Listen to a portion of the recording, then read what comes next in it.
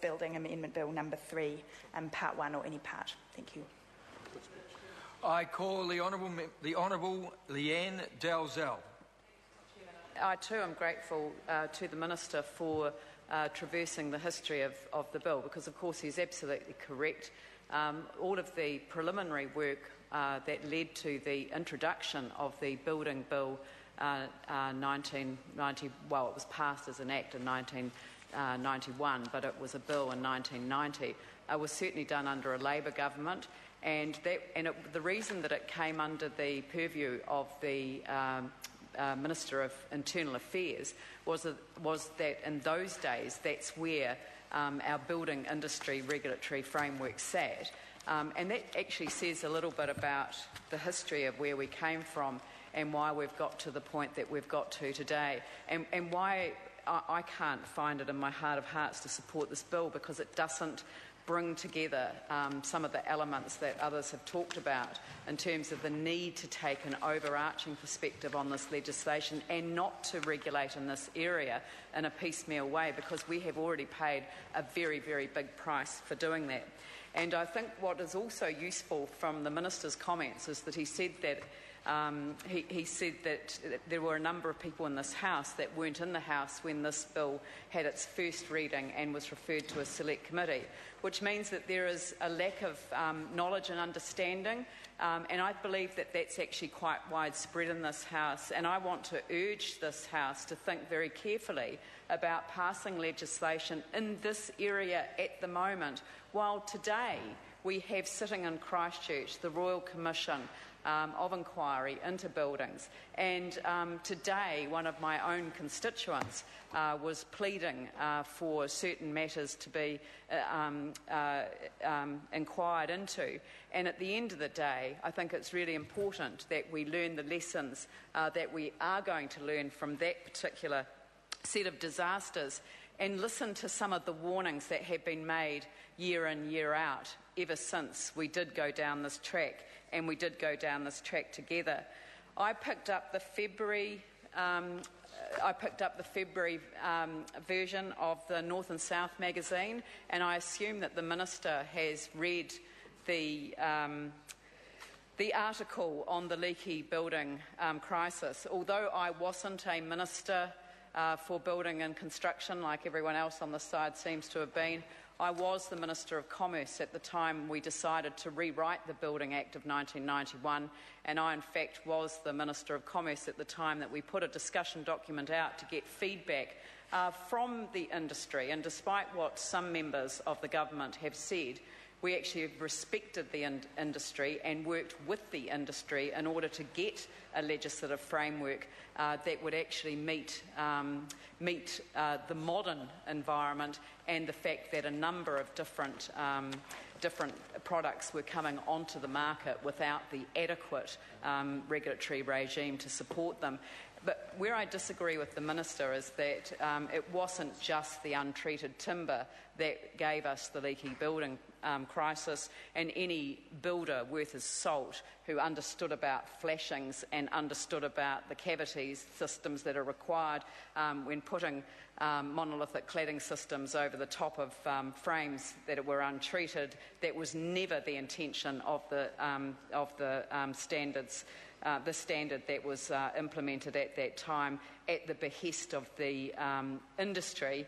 And I think, again, and that's also a point that I think is worth noting, is that the way standards have to essentially be paid for by the industry itself, and that there is no public good funding in order to get a standard established, allowed a situation where monolithic cladding systems were able to be introduced into our country without an appropriate standard for their application. And so there were a multiple layer of reasons that gave us this leaky building crisis, but it's not the only crisis that they've given us. And I just want to quote from an email that I got after an appearance on television a couple of weeks ago, and he's been writing to ministers year in, year out for a number of years around the non-performance by territorial authorities over building control and the negligence and incompetence of practitioners within within the discipline of building control, not the builders themselves, but actually the supervision of the industry. And he said the greatest of these tragedies have been the leaky house syndrome and now the devastation wreaked by ongoing earthquakes in Christchurch. Much smaller, unreported, yet no less tragic disasters are happening in people's lives, Mr Chairman. Honourable Leanne Dalziel. Yet no less tragic, I'll just start that, much smaller, unreported, yet no less tragic disasters are happening in people's lives every day as a result of this culture that is endemic in our shall-be-right nation. Every non-compliance that is left unrectified by a building inspector is a disaster waiting to happen in somebody's life. And I think that is absolutely right, that every single non-compliance potentially can be the disaster that nobody expected to have. And to see a bill which, and you know, as I say, I don't have the background in this that others have, I didn't sit on the select committee, but a bill that says to me that we're shifting the responsibility a little bit away from the building consent authorities and a little bit towards the building owner, then I'm starting to fear a mismatch of knowledge and a mismatch in terms of the responsibility, because that was the major problem back in 1991, was that the market would essentially look after everyone, but otherwise people would be able to look out for themselves. This article, and I don't know if the Minister has read the North and South article from February, but it's an extremely worthwhile article, and I would really recommend that he reads it. In fact, I recommend that every member of this House read this article, because what it tells us is that we moved away from a more than adequate system of building regulation into something totally unknown. And the fact that both National and Labor were guilty of moving into that unknown together doesn't make it any more right. And it basically, and I'm going to quote from the article because it refers to Peter Mumford's 2010 PhD thesis, and he was the guy that was working within the Ministry of Economic Development on the building legislation, the Building Act 2004, and he said, effectively, New Zealand moved into an unknown future while burning its bridges to past practices. In other words, and this is the article's comment, in other words, the 1991 Building Act was a massive, reckless, nationwide social and economic experiment with a radically new and unproven building control system for which the public will continue to pay dearly, even though the public never asked for it. And we know that leaky buildings were still being built after the issues were exposed in the media and, you know, after we became the government. And it's actually only recently that some of the final issues have been closed off so that those buildings are not being built today. They go on to say that if the building code had been a building, it would have been a leaker. It was that full of holes, and the biggest hole was the lack of accountability. And that brings me directly on all fours to this bill, the shifting of accountability.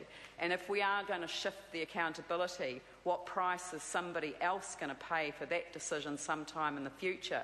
So I actually am making a serious plea to the Minister that this bill ought to be deferred. There is time, because there is another piece of legislation on the order paper that is going to go to a select committee, and we will be happy as a caucus to support the number 4 bill going to a select committee, and we would be more than happy to have these issues addressed within the context of that particular bill. And I believe that as a result we would end up with stronger legislation.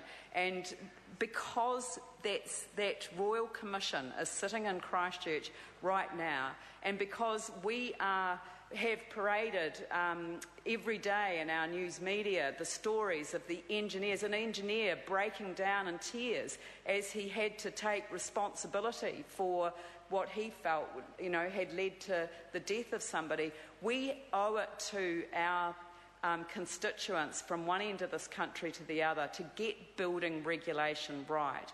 And that's why we're opposed to this bill. This bill is a piecemeal approach. Bringing it back into the framework of the whole of the building review will go some way to give some assurance to the people of New Zealand who are looking to us for some leadership in this particular area. And I don't like using the word red tape when I talk about this form of regulation. In fact, sometimes the language actually takes away the real purpose. This is about protecting people's health and safety, and we've got to get it right. Phil Twyford. Thank you, Mr. Chair.